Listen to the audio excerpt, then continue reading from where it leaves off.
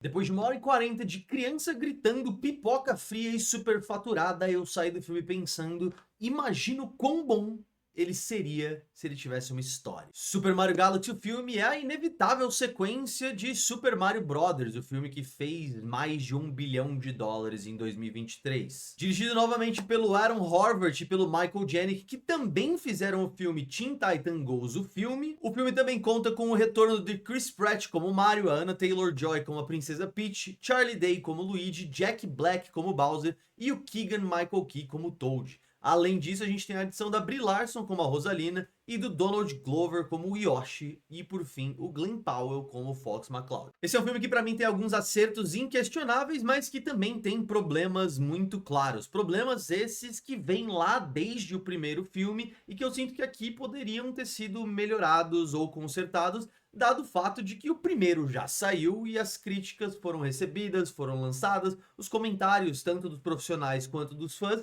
foram expostos para o mundo e para a internet, então os diretores e os roteiristas poderiam ter pego todas as sugestões que tinham para um novo filme e terem aplicado aqui, que eu acho que não é muito o que aconteceu. Dito isso, não é que o filme de Super Mario Galaxy seja ruim, mas a gente tem que ter a capacidade de saber que algo não necessariamente é incrível, que tem seus problemas e que ainda assim consegue ser extremamente divertido. Então vamos começar pelas coisas que eu adorei no filme. Eu acho que visualmente ele é incrível e irretocável. O trabalho que a Illumination fez aqui continua e melhor que a gente viu no primeiro. A parte de arte, de design de set, de animação, as cores vibrantes, o carinho com que eles fazem toda a iluminação, a luz que bate nesses personagens, chama muita atenção e foi uma das minhas coisas mais admiradas durante a minha sessão. Eu fiquei completamente embasbacado com a qualidade do que eles tinham criado ali. Tem duas cenas em particular que eu acho incríveis nesse filme. A primeira delas é quando Mario e Luigi estão ali responsáveis por cuidar e consertar o mundo da Peach.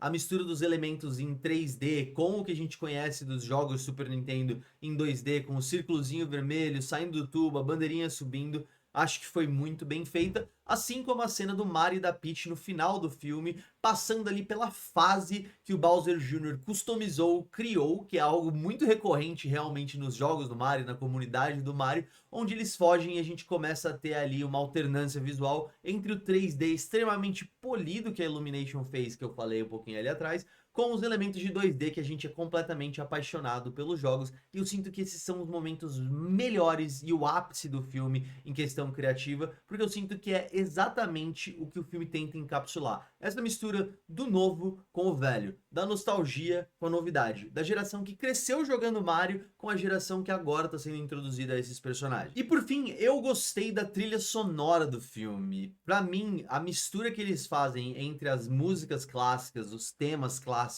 com os momentos bem pontuais do filme, é feita de forma muito natural e reforça de novo o que eu falei sobre misturar o clássico com o novo, porque eles fazem leves alterações nessas músicas, tem alguns remixinhos, eles mudam os tons, eles mudam um pouquinho o ritmo, mas ainda assim, quem acompanhou a franquia sabe exatamente o que aqueles barulhos querem dizer, qual que é o alerta que desperta em você, e também é uma referenciazinha bem legal para quem aí é um grande fã da franquia Mario. Porém, nem tudo é perfeito e eu sinto que Super Mario Galaxy, o filme, tem de novo problemas de ritmo e problemas de desenvolvimento que vem ali desde o primeiro filme e é meio impossível não enxergar. Nenhum personagem desses filmes parece ter qualquer tipo de desenvolvimento pessoal ou interpessoal, com raras exceções. Na verdade, eu acho que é só o Bowser mesmo que vai nessa jornada de querer mudar e depois de conhecer o filho dele, de ser um bom pai, de voltar a ser vilão. Porém, o Mario, o Luigi, a Peach estão todos exatamente iguais, com as mesmas missões, mesmo propósito, sem aprofundamento nenhum da relação entre eles, e tudo acontece muito, muito rápido nesse filme, o que é um pouco culpado desse fato de não ter desenvolvimento nenhum. Claro que quando a gente pensa no material original do Mario, lá nos videogames, ele também era um personagem que não tinha grande personalidade, que não tinha grandes desenvolvimentos, e as próprias histórias dos jogos do Mario não eram as mais originais. Muitas vezes elas eram extremamente similares, se não idênticas. Então o material original dificulta um pouco. Mas eu acredito que justamente por a gente estar tirando o Mario do meio que ele nasceu e foi concebido, que é o videogame, e indo para um novo meio audiovisual, que é o cinema, a gente tinha a oportunidade de talvez expandir esse personagem, esse mundo, essas relações, essas motivações, essas complexidades. Claro, não é para ser um bagulho tão denso que uma criança não consiga assistir.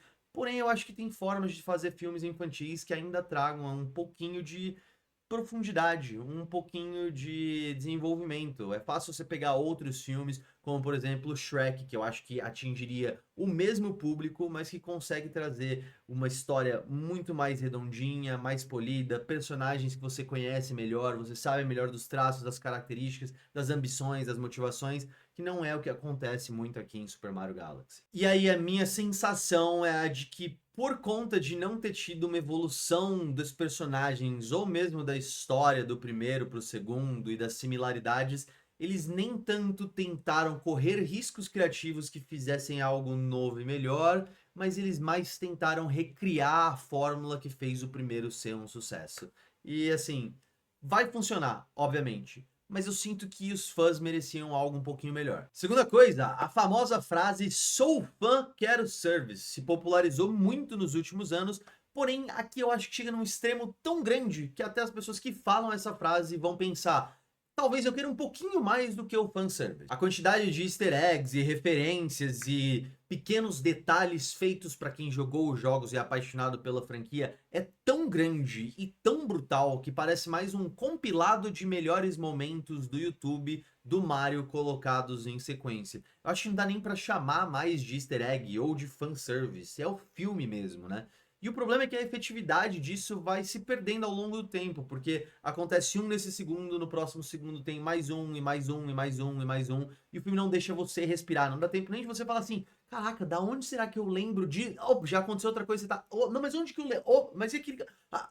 Então, é assim, o filme não te deixa espaço nem pra apreciar as próprias referências e easter eggs que estão ali, e isso traz um problema pra mim, que parecia mais eu estar assistindo algo claramente feito como um produto do que como um filme, porque tava ali simplesmente para você desligar seu cérebro, pagar seu dinheiro e falar: ah, eu assisti um negócio que tinha um monte de coisa que eu gostava antigamente. E essa quantidade tão absurda de coisas, eu sinto que gera um problema até nos easter eggs que são legais, nas referências que são legais. A cena, por exemplo, do Mario e do Luigi com a flor de fogo indo na caverna quando eles vão encontrar o Yoshi pela primeira vez, ou até a própria cena do Fox McCloud que me fez sentir uma criança novamente, elas ficam ali soterradas num mar de um monte de outras referências que provavelmente você vai ter que prestar atenção em cada frame do filme, cada segundo, e parece que isso é tudo que tem no filme para chamar sua atenção de: olha, você sabe disso, você lembra disso, da onde é isso? Ah, olha que legal. E o grande vilão desse filme para mim é o ritmo do filme. Eu sinto que ele é responsável pelos dois outros problemas que eu falei agora.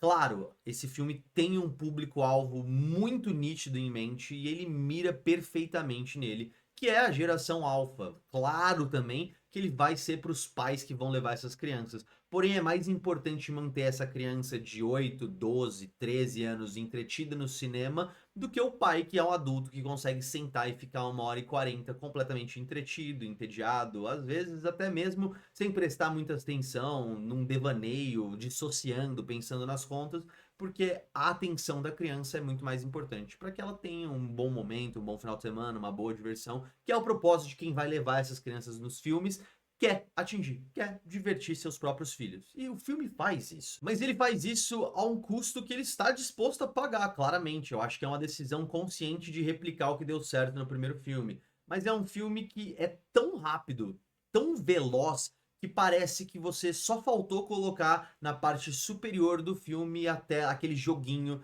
do cara que fica nos 3 trilhinhos coletando moeda e a tela dividida para para prender sua atenção, né? Metade no que tá acontecendo em cima e a pessoa falando embaixo, meio que passando aqui na sua visão periférica, porque ele acontece de uma forma em que o problema é criado e resolvido em menos de 2 minutos. Aí tem easter egg, referências, piadinha, corte seco, a gente já vai para um novo problema, nova resolução, piadinha, easter egg, resolução, problema. E é um looping que vai do começo ao fim do filme e o filme simplesmente acaba. E por não ter tempo para você estar com esses personagens, sentir a emoção desses personagens, nem que fosse sobre os sentimentos do Mario em relação a Peach, tudo é tão atropelado e vai atropelando e puxando de trás e já puxando da frente que não tem tempo pra respirar, não tem tempo pra desenvolver uma história, não tem tempo pra desenvolver um personagem, e eu acho que esse é o maior crime desse filme. Mesmo tendo só 1h40, ele me passa a sensação de que ele é um grande retalho de pequenos momentos divertidos que as pessoas pensaram em colocar no filme porque são divertidos, mas que não necessariamente têm uma coesão, não fazem grande sentido ou constroem uma grande história quando colocados juntos, né? É basicamente você montar pedaços de um Lego que, quando você junta tudo, ele não é o Lego que aparece na frente da caixa, ele é só vários pedaços legais que não se juntam numa obra decente. Por fim, como eu disse, eu acho que Super Mario Galaxy tem seus problemas, mas ainda é um filme divertido, sim. Tem duas das minhas cenas favoritas entre esses dois filmes, que eu falei, que é a da Princesa Peach e do Mario fugindo, a deles organizando o reino. Mas o que eu já tinha de problema com o primeiro filme continua aqui nesse segundo filme e inevitavelmente estará presente no terceiro filme, porque a regra em Hollywood é clara. Se faz mais de 1 bilhão, não vamos mudar, não. Como eu disse, esse filme ele tem uma visão clara, uma proposta clara, e se você olhar para o que ele se propõe a fazer, ele atinge isso com maestria. Mas daí a questão que fica é, e se a proposta for ruim? Que é você não contar uma história que faça jus ao tamanho desses personagens e que engrandeça mais a franquia. É impossível não dizer que esse é um filme divertido pra família, que ele é um bom programa de final de semana, que ele não é um bom filme pipoca, apesar de que a minha tava horrível o Cinemark. Porém, ele também é um filme que é impossível de não reconhecer que tem seus problemas. Assim como também é impossível dizer que esse é um filme que não te entretém, mas também não tem como dizer que esse não é um entretenimento barato e vazio. A minha sensação é que foi o equivalente a ficar scrollando no meu celular durante 1h40. É a mesma coisa, é você ficar no TikTok 2 horas. Vai te entreter? Vai. Vai te divertir? Provavelmente. Mas vai ser algo que você vai lembrar? Vai ser memorável?